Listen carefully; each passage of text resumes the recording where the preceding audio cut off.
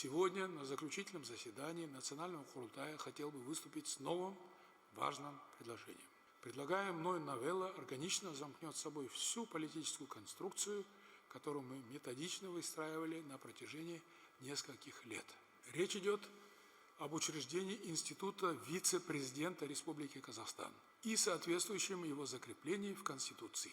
Назначать вице-президента будет президент с согласия парламента простым большинством голосов. Круг его полномочий определяет сам глава государства.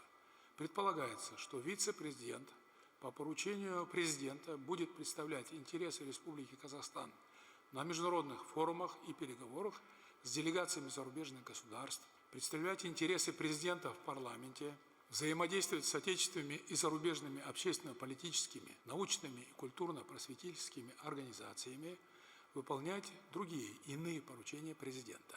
Данные основные положения, касающиеся служебного функционала вице-президента, следовало бы также отразить в тексте Конституции. Упразднению подлежат часть аппаратных структур, обеспечивающих деятельность действующего парламента, а также должность государственного советника. I'm really sorry.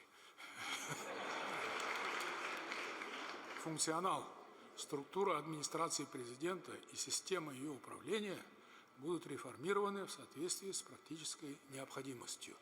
Вам, конечно, известно, что должность вице-президента существует в целом ряде стран.